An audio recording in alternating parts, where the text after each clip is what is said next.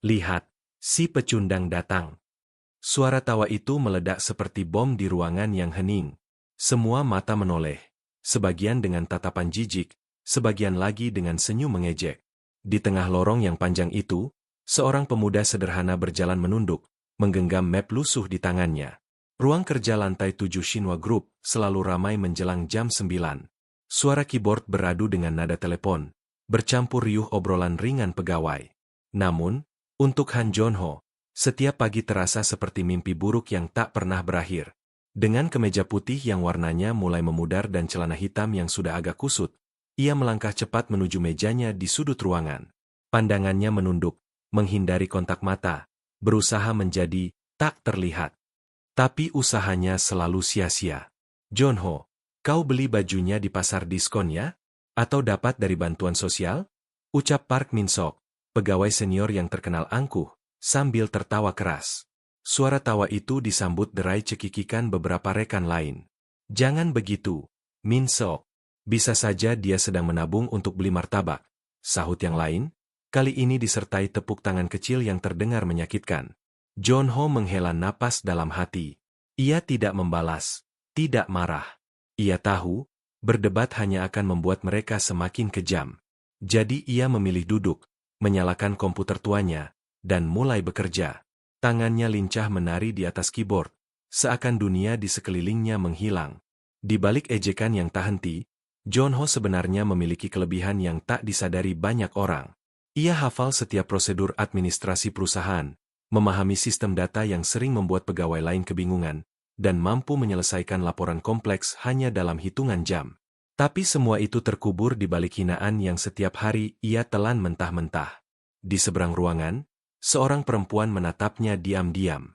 Kang Soyeon, pegawai baru yang duduk tak jauh dari meja Jonho, mengerutkan keningnya setiap kali melihat bagaimana rekan-rekan lain memperlakukan pemuda itu. Berbeda dengan yang lain, Soyeon melihat sesuatu yang lain di mata Jonho, ketenangan yang dalam, dan kecerdasan yang tak biasa. Saat jam makan siang tiba, suasana kembali riuh. Beberapa pegawai mengajak teman-temannya ke restoran mewah di seberang gedung.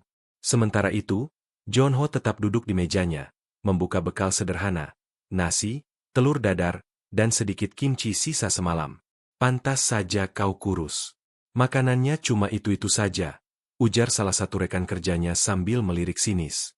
Sebelum Jonho sempat menunduk lebih dalam, Soyeon melangkah mendekat. Apa pedulimu? Bukankah urusan makan bukan bagian dari job desk MU? Ucapnya dengan nada datar, namun cukup tegas membuat ruangan sejenak terdiam. Mereka yang biasanya paling keras mengejek hanya bisa saling pandang. Beberapa pura-pura sibuk dengan layar komputer mereka. Sementara Jonho menatap Soyeon dengan mata terkejut, bibirnya sedikit terbuka, seakan ingin mengucapkan terima kasih namun tak tahu harus berkata apa. Sore itu, ketika kantor mulai sepi, Jonho masih duduk di mejanya. Layar komputernya menampilkan deretan angka dan grafik. Ia sedang memperbaiki laporan keuangan yang hampir membuat departemennya kena teguran. Di ujung ruangan, Soyeon yang juga masih lembur, berhenti sejenak. Ia memperhatikan cara Jonho bekerja. Fokus, cepat, dan akurat. Dia bukan pecundang, gumamnya pelan. Mereka hanya terlalu bodoh untuk melihatnya. Ketika malam mulai turun dan lampu kantor redup, Jonho berdiri, memasukkan mapnya ke dalam tas. Langkahnya berat, tapi matanya tetap menyimpan cahaya kecil, cahaya dari harapan yang belum sepenuhnya padam. Di luar, udara Seoul malam itu dingin, menusuk tulang. Namun, dinginnya tak seberapa dibanding rasa sepi yang selalu menyelimutinya. Dalam hati, ia berjanji pada dirinya sendiri, suatu hari nanti, mereka akan tahu siapa Han Jonho sebenarnya. Kenapa kau selalu diam saja, Han Jonho? Suara itu terdengar lembut, berbeda dari suara-suara kasar yang biasa ia dengar. Jonho mendongak, dan untuk pertama kalinya, tatapannya bersentuhan langsung dengan mata Kang Soyeon, mata yang jernih, namun tajam, seakan mampu melihat apa yang selama ini ia sembunyikan. Hari-hari berikutnya di kantor tidak banyak berubah. Ejekan masih datang silih berganti, entah soal pakaiannya, makanannya, bahkan cara ia berjalan. Namun, ada satu hal baru yang mulai terasa berbeda, kehadiran Soyeon. Ia selalu ada di dekat Jonho, entah pura-pura sibuk di mejanya atau sekadar lewat sambil menyapanya dengan senyum tipis. Awalnya, John Ho mengira itu hanya kebetulan, tetapi semakin hari, ia mulai menyadari bahwa perempuan itu sengaja berada di orbitnya.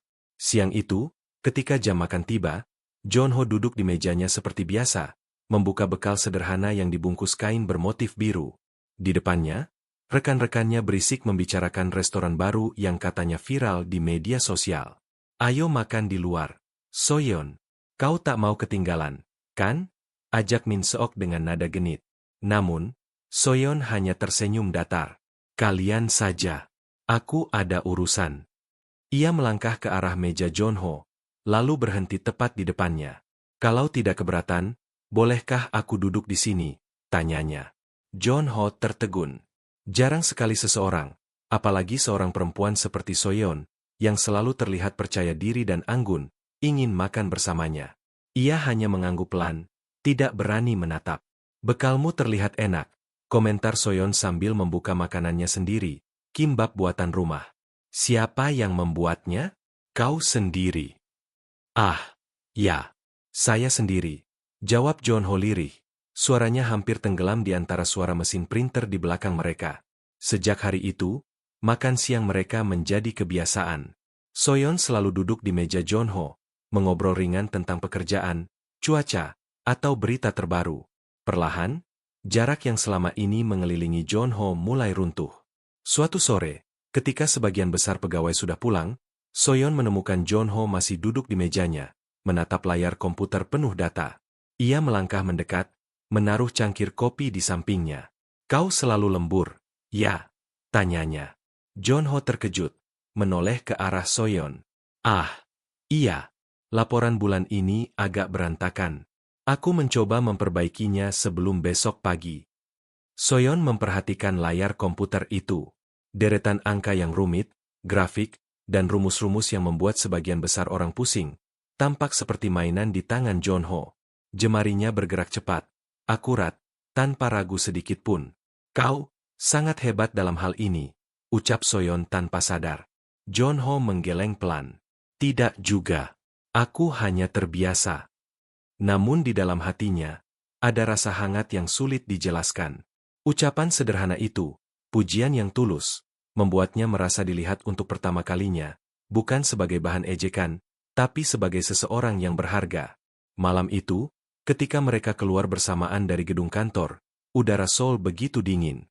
Hujan tipis turun, membasahi trotoar yang berkilau diterpa lampu kota. Aku pulang naik bus, kata Soyeon sambil mengangkat payung kecil berwarna biru. Bagaimana denganmu? Bus juga, jawab John Ho, mencoba terdengar santai meski jantungnya berdetak lebih cepat. Mereka berjalan bersama menuju halte. Sepanjang jalan, Soyeon bercerita ringan tentang hobinya membaca novel, sementara John Ho lebih banyak mendengarkan, sesekali tersenyum. Di halte bus itu, ketika angin malam berembus lembut, John Ho menyadari satu hal yang belum pernah ia rasakan sebelumnya. Perasaan tenang dan nyaman di dekat seseorang. Sementara Soyeon, diam-diam tersenyum sambil melirik ke arahnya. Kau berbeda, Han John Ho, batinnya. Kau jauh lebih dari yang orang-orang katakan. Siapa yang bisa perbaiki laporan ini? Suara manajer menggema di ruang kantor, penuh panik. Semua orang saling pandang, tak ada yang berani maju. Di sudut ruangan, Han John Ho menatap layar komputernya, jemarinya berhenti sejenak.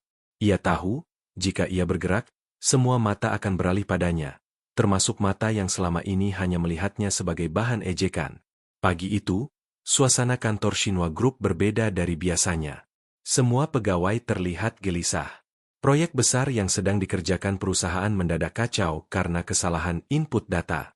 Laporan keuangan yang seharusnya diserahkan ke klien pagi itu justru penuh dengan angka-angka yang tidak sinkron.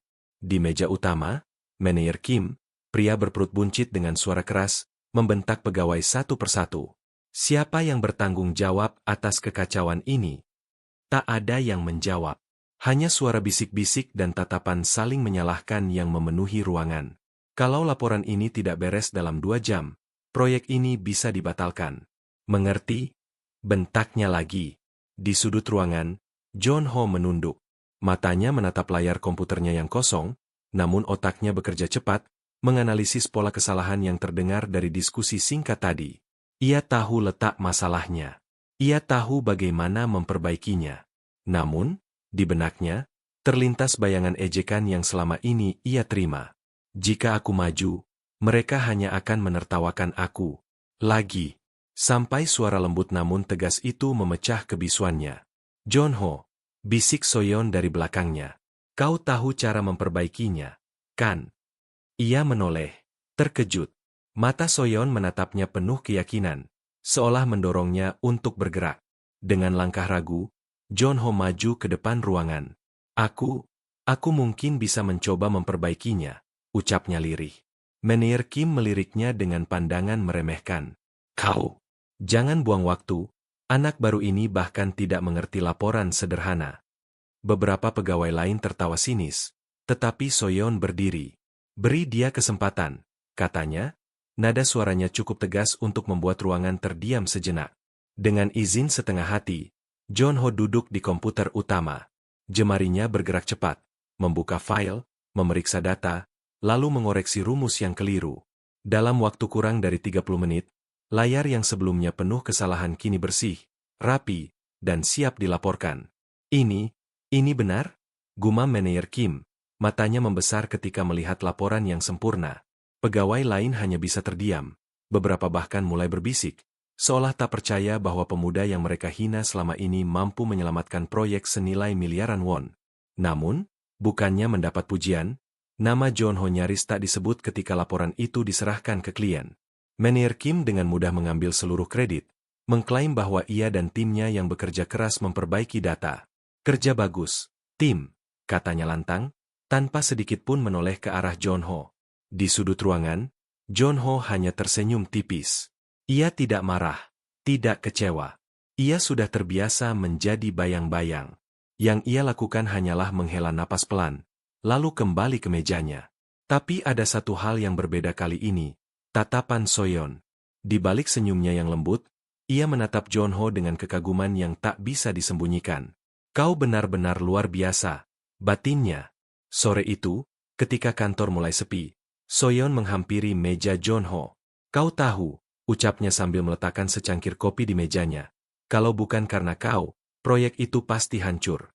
Jonho mengangkat kepalanya, menatap Soyeon yang tersenyum tulus. Aku hanya melakukan apa yang harus kulakukan, jawabnya sederhana. Tidak, kata Soyeon, suaranya tegas namun lembut. Kau melakukan lebih dari itu. Kau menyelamatkan perusahaan ini hari ini. Hanya saja, tidak semua orang punya mata untuk melihatnya. Ucapan itu membuat dada Jonho hangat. Untuk pertama kalinya, ada seseorang yang benar-benar mengakui kemampuannya, tanpa meremehkan, tanpa menghakimi. Malam itu, saat Jonho berjalan pulang menyusuri trotoar sempit di gang kecil Seoul, langkahnya terasa ringan. Meski dunia masih menganggapnya tak terlihat, ia tahu, ada satu orang yang melihatnya apa adanya. Di tempat lain, di kamar apartemennya yang luas, Soyeon duduk di depan cermin, melepas wig sederhana yang ia gunakan saat bekerja. Rambut panjangnya terurai, dan di meja, tergeletak kartu nama. Kang Soyeon, Direktur Muda Shinwa Group. Ia menatap kartu itu lama, lalu tersenyum kecil. Kau membuatku penasaran, Han Jonho, bisiknya. Direktur Muda Shinwa Group terlihat menghadiri gala malam ini. Suara pembawa berita televisi terdengar jelas di layar besar lobi kantor. Di sudut ruangan, Han Jonho berhenti sejenak, menatap sekilas sosok wanita anggun di layar. Senyum itu, begitu mirip dengan senyum yang setiap hari ia lihat di meja sebelahnya. Hari-hari di kantor berjalan seperti biasa, tetapi tidak untuk Kang Soyeon. Di balik sikapnya yang ramah dan sederhana sebagai pegawai biasa, ia semakin kesulitan menjaga rahasia besarnya, identitasnya sebagai putri tunggal pemilik perusahaan. Malam itu, setelah bekerja lembur, Soyeon pulang ke apartemen mewahnya di kawasan Gangnam. Begitu pintu otomatis terbuka, aroma bunga lili menyambutnya. Ia melepaskan sepatu kerja dan menjatuhkan tubuhnya ke sofa. Di meja, ada sebuah amplop tebal bersegel emas, undangan rapat direksi mingguan. Rapat lagi, gumamnya lelah. Di balik kaca besar yang menampilkan gemerlap malam Seoul, Soyeon menatap jauh, memikirkan satu nama yang kini sering muncul di benaknya, Han Jonho. Keesokan harinya, suasana kantor sedikit berbeda. Rekan-rekan kerja sibuk membicarakan gala tahunan Shinwa Group yang akan digelar malam itu. Kau tahu? Direktur muda Shinwa Group itu kabarnya sangat cantik dan pintar, celetuk Min Sok sambil menunjukkan artikel berita dari ponselnya. Kudengar, dia lulusan Universitas Ivy League. Ya, tapi tetap saja. Orang-orang seperti kita tidak akan pernah bisa mendekatinya. Sahut yang lain sambil tertawa. John Ho tidak terlalu mempedulikan obrolan itu. Baginya, dunia para konglomerat adalah dunia yang jauh dari jangkauannya. Namun, saat ia lewat di lobi sore itu, langkahnya terhenti. Di layar televisi, muncul liputan langsung gala tersebut. Dan di sana, seorang wanita muda dengan gaun putih anggun, tersenyum lembut ke arah kamera. Senyum itu begitu familiar. Tidak mungkin, batinnya. Dia hanya mirip, bukan? Di sisi lain, Soyeon berdiri di aula megah hotel 5 bintang. Gaun putih sutra yang membalut tubuhnya memantulkan cahaya lampu kristal, membuatnya terlihat bak bidadari di mata para tamu. Namun, di balik senyum formalnya, hatinya gelisah. Sejak sore tadi, pesan John Ho masih ada di ponselnya. Terima kasih atas kopi sore ini. Semoga kau pulang dengan selamat. Pesan sederhana, tetapi cukup untuk membuatnya tersenyum di tengah gemuruh pesta malam itu. Hari-hari berikutnya semakin sulit bagi Soyeon. Setiap kali berbicara dengan John Ho di kantor, ia merasa bersalah. Rahasia yang ia simpan semakin berat. Ia tahu, cepat atau lambat, identitasnya akan terungkap. Suatu sore, saat hujan turun deras di luar gedung, Soyeon mendekati meja John Ho. Kau belum pulang? Tanyanya, melihat pemuda itu masih fokus di depan komputer. Aku ingin menyelesaikan laporan ini sebelum besok, jawab John Ho tanpa menoleh. Soyeon memperhatikan wajahnya yang lelah namun tetap tenang. Ada sesuatu pada John Ho yang membuatnya kagum, bukan hanya kecerdasannya, tetapi juga kerendahan hatinya. Ia membuka mulut, seakan ingin mengatakan sesuatu, tetapi kata-katanya tertahan. John Ho, bisiknya lirih, tetapi segera menggeleng. Tidak ada. Aku pulang duluan, ya. John Ho menatap punggungnya yang menjauh, keningnya berkerut. Ada rasa aneh yang ia rasakan, seolah Soyeon menyimpan sesuatu yang tidak ia mengerti. Malam itu, di kamarnya yang sunyi, Soyeon menatap cermin. Bagaimana jika dia tahu siapa aku sebenarnya? Gumamnya. Akankah dia membenciku? Menganggapku pembohong? Air mata tipis mengalir di sudut matanya. Di layar ponsel, foto kebersamaan mereka di halte bus beberapa hari lalu membuat dadanya sesak. Ia tahu, kebohongan ini tidak bisa bertahan selamanya. Sementara itu, di apartemen sempitnya, John Ho duduk di tepi ranjang sambil menatap map usang berisi lamaran kerja. Hidupnya sederhana, hampir membosankan. Namun, akhir-akhir ini, bayangan senyum seseorang membuat semuanya terasa berbeda. Ia menghela napas panjang. Kang Soyeon, siapa sebenarnya kau? Suara tuduhan itu terdengar keras, menusuk telinga. Han John Ho mencuri data proyek. Seisi ruangan mendadak hening. Semua mata menatap ke satu arah, ke meja sudut, tempat John Ho duduk terpaku, jemarinya membeku di atas keyboard. Pagi itu, suasana kantor Shinwa Group terasa lebih tegang dari biasanya. Beberapa pegawai berbisik-bisik sambil melirik ke arah John Ho. Di layar komputer mereka, tersebar email anonim yang menuduhnya mencuri data penting proyek terbaru perusahaan. Lihat saja, aku sudah curiga dari awal, bisik salah satu pegawai dengan nada merendahkan. Benar, anak miskin itu pasti ingin cepat kaya. Makanya berani menjual data, timpal yang lain, sambil tersenyum sinis. John Ho hanya bisa duduk kaku. Ia membaca email itu berulang kali, seakan berharap ada kata-kata yang menjelaskan bahwa semua ini hanya kesalahpahaman. Namun, tak ada. Manajer Kim masuk dengan wajah merah padam, menahan amarah. Han John Ho, serunya lantang. Ikuti saya ke ruang rapat. Sekarang. Lorong menuju ruang rapat terasa lebih panjang dari biasanya. Di dalam, beberapa staf senior dan manajer lain sudah menunggu. Di meja, berkas-berkas data proyek tersusun rapi, bukti yang katanya menunjukkan adanya aktivitas mencurigakan dari komputer John Ho. Apa ini? Tanya manajer Kim sambil menunjuk laporan. Log aktivitasmu menunjukkan akses ke folder yang hanya boleh dibuka oleh staf senior. Jelaskan. John Ho menelan ludah, suaranya bergetar namun tegas. Saya tidak pernah mencuri apapun. Saya hanya membantu memperbaiki data itu kemarin malam. Folder itu terbuka karena akses darurat, dan saya. Alasan, potong salah satu manajer senior dengan nada tajam. Kau pikir kami bodoh? Di luar ruangan, Soyeon yang mendengar kabar itu bergegas menuju ruang rapat. Ia mendorong pintu tanpa mengetuk, mengejutkan semua orang. Berhenti menuduh tanpa bukti yang jelas, katanya dengan nada dingin. Manajer Kim menatapnya tajam. Kang Soyeon, ini bukan urusanmu. Ini urusan semua orang ketika ada ketidakadilan, balas Soyeon. Ia menoleh ke arah John Ho yang masih berdiri dengan wajah pucat. Aku tahu dia tidak bersalah. Aku ada di kantor malam itu, dan aku yang memberinya akses ke folder tersebut untuk memperbaiki laporan. Ruangan mendadak hening. Beberapa orang saling pandang, tak menyangka Soyeon berani membela pegawai yang selama ini dianggap rendah. Investigasi internal akhirnya membuktikan bahwa tuduhan itu palsu.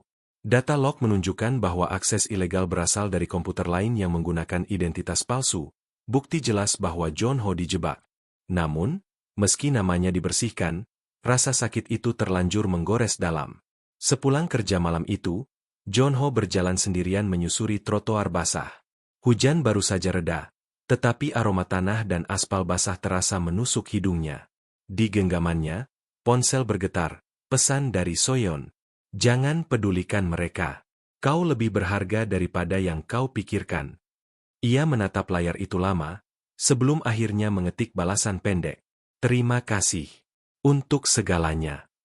Beberapa hari setelah insiden itu, kedekatan mereka semakin terlihat. Mereka sering pulang bersama, makan malam sederhana di warung kecil dekat halte, dan saling berbagi cerita tentang hidup masing-masing. Namun, di hati John Ho, ada perasaan aneh yang sulit ia jelaskan. Bukan hanya rasa suka, tetapi juga rasa minder yang menyesakan. Baginya, Soyeon seperti bintang, terlalu terang untuk digapai seseorang sepertinya. Di sisi lain, Soyeon mulai sadar bahwa kebersamaan itu menumbuhkan sesuatu yang tak bisa lagi ia abaikan. Senyum John Ho, ketulusannya, dan kecerdasannya, semua itu membuat hatinya berdebar dengan cara yang berbeda. Namun, setiap kali ia ingin jujur tentang identitasnya, ketakutan menghentikannya. Bagaimana jika kebenaran ini menghancurkan segalanya? Malam itu, di atap gedung Shinwa yang sepi, Soyeon berdiri sendiri, menatap gemerlap lampu kota Seoul. Di kejauhan, suara kendaraan terdengar samar, seolah menjadi pengingat bahwa dunia terus berjalan. John Ho, bisiknya lirih. Bagaimana jika kau tahu siapa aku sebenarnya? Akankah kau tetap melihatku sama? Kilatan kamera dan sorak-sorai wartawan memenuhi aula hotel mewah itu. Selamat malam, Direktur Muda Kang Soyeon. Di layar besar yang menyiarkan acara gala tahunan Shinwa Group, wajah cantik Soyeon terpampang jelas. Di sebuah warung kecil di sudut kota Seoul, Han John Ho hanya bisa terpaku menatap layar televisi yang sama, detak jantungnya seolah berhenti. Malam itu, Shinwa Group menggelar gala akbar untuk merayakan keberhasilan proyek internasionalnya. Seluruh media Korea meliput acara tersebut. Di panggung utama, Soyeon tampil menawan dengan gaun biru malam yang sederhana namun elegan, rambutnya disanggur rapi, dan senyum lembutnya memikat setiap mata yang memandang. Di tempat lain, di warung kecil dekat apartemennya, John Ho duduk bersama beberapa rekan kerjanya. Mereka sedang makan malam setelah pulang lembur. Suasana riuh, sampai salah satu rekan menunjuk layar televisi. Itu dia, Direktur Muda Shinwa Group. Cantik sekali. Ya? Aku dengar dia lulusan Ivy League. Semua ikut berkomentar, kagum dan takjub. Hanya John Ho yang diam. Matanya membulat, menatap lekat layar itu. Senyum itu, mata itu, terlalu familiar. Napasnya tercekat. Tidak mungkin, bisiknya pelan. Soyeon. Keesokan harinya, suasana kantor kembali seperti biasa, tetapi tidak untuk John Ho. Setiap kali melihat Soyeon, bayangan wajahnya di gala itu kembali menghantam benaknya. Pertanyaan-pertanyaan memenuhi kepalanya. Mengapa dia berbohong? Mengapa menyembunyikan semua ini? Soyeon, yang menyadari kegelisahan John Ho, mencoba mendekatinya. Kau baik-baik saja? Tanyanya lembut saat jam istirahat. Namun John Ho hanya mengangguk singkat, tanpa menatapnya. Aku Sibuk. Banyak pekerjaan. Hati Soyeon terasa perih. Ia tahu, ini hanya awal dari badai yang tak terhindarkan. Sore itu, ketika kantor mulai sepi, Jeonho berdiri di lobi, menunggu bus. Hujan turun deras, membasahi trotoar.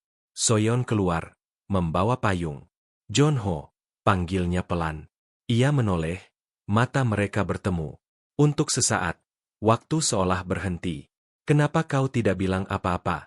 Suara Jeonho bergetar. Kenapa kau tidak jujur tentang siapa dirimu? Semua orang tahu, kecuali aku. Apa aku terlalu bodoh sampai tidak pantas tahu? Soyeon terdiam. Air hujan bercampur dengan air mata yang mulai menggenang di matanya. Aku hanya ingin kau mengenalku sebagai Soyeon yang biasa, bukan sebagai putri dari pemilik perusahaan. Aku takut, jika kau tahu, segalanya akan berubah. Dan sekarang tidak berubah. Jeonho mengangkat suaranya, namun cepat menunduk, menahan emosi. Aku tidak tahu siapa dirimu. Aku bahkan tidak tahu apakah aku mengenalmu, atau hanya bayangan yang kau perlihatkan. Malam itu, Jeonho berjalan pulang tanpa payung, membiarkan hujan membasahi tubuhnya. Di tangannya, ada cincin sederhana yang selama berminggu-minggu ia simpan, cincin yang rencananya ingin ia berikan sebagai tanda perasaan yang tak pernah ia ucapkan.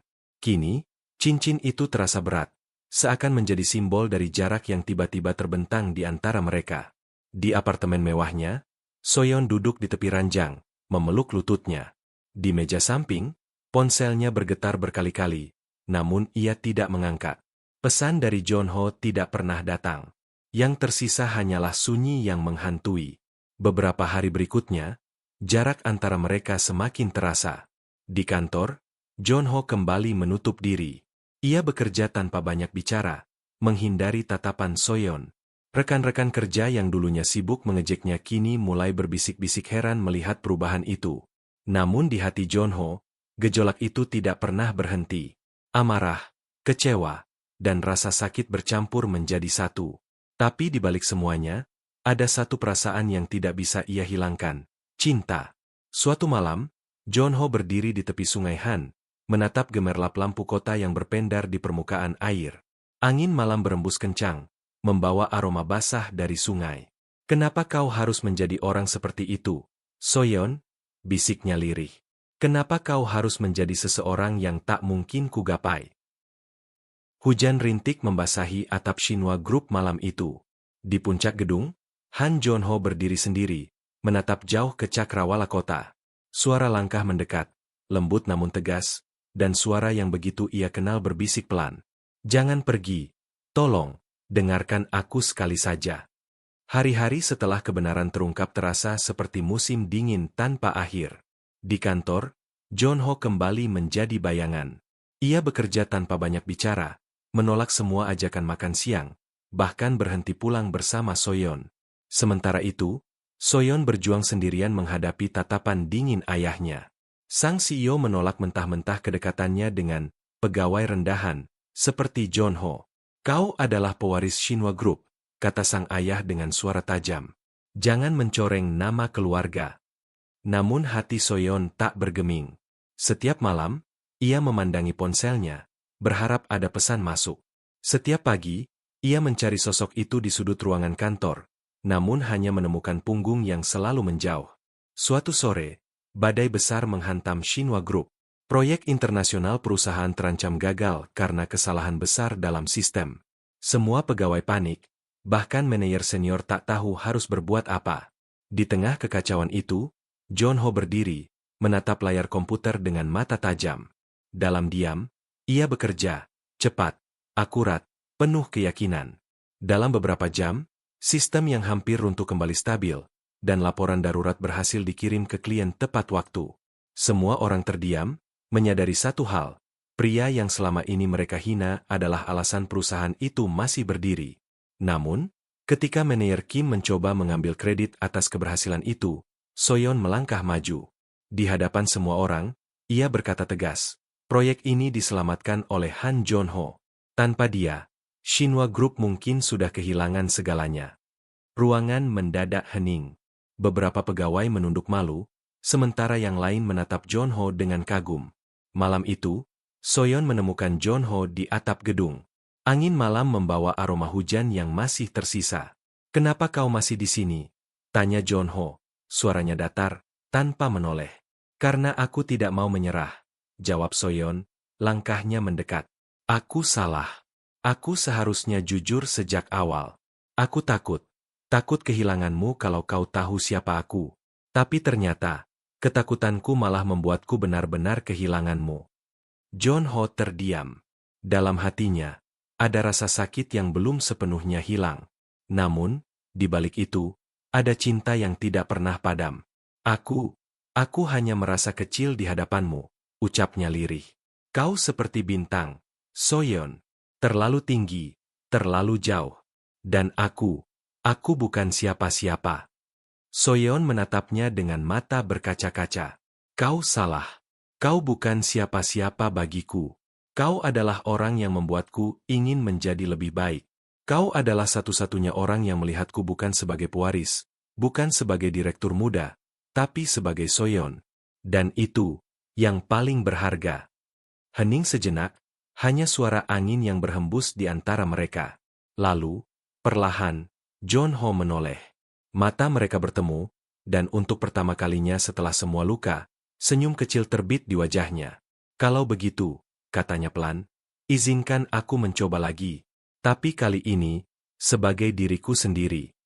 Soyeon tersenyum, air mata mengalir tanpa ia sadari. Ia mengangguk. "Dan aku akan mencintaimu, sebagai diriku juga." Beberapa bulan kemudian, kehidupan di Shinwa Group berubah. Nama Han John Ho mulai dikenal bukan hanya sebagai staf administrasi, tetapi sebagai otak di balik beberapa proyek besar perusahaan. Para pegawai yang dulu menghina kini menghormatinya, dan manajer yang dulu meremehkan kini tak berani mengangkat suara. Di sisi lain, hubungan John Ho dan Soyeon tumbuh pelan namun pasti. Mereka tidak lagi bersembunyi, tidak lagi terikat oleh kebohongan atau rasa minder. Mereka berjalan berdampingan, menghadapi dunia yang sama-sama keras, tetapi kini dengan kekuatan yang mereka temukan dalam satu sama lain. Malam terakhir musim semi, mereka berdiri di tepi sungai Han, lampu kota berkilau di kejauhan. John Ho menggenggam tangan Soyeon erat, jemari mereka saling menguatkan. "Dulu aku selalu merasa sendirian," kata John Ho lirih. "Tapi sekarang, aku tidak takut lagi, karena aku tahu, aku punya seseorang yang percaya padaku." Soyeon tersenyum lembut. "Dan aku punya seseorang yang melihatku apa adanya. Itu lebih dari cukup." Di bawah langit Seoul yang bertabur bintang, mereka saling menatap. Tak ada janji manis, tak ada kata-kata besar. Hanya keheningan yang hangat, dan keyakinan bahwa cinta yang mereka perjuangkan akan selalu layak untuk dipertahankan. Cinta sejati bukan tentang kesempurnaan atau status, tetapi tentang keberanian untuk tetap bertahan, meski dunia mencoba memisahkan. Han John Ho dan Kang Soyeon menemukan bahwa kebahagiaan sejati lahir dari ketulusan, dan keberanian untuk memilih satu sama lain, apapun risikonya.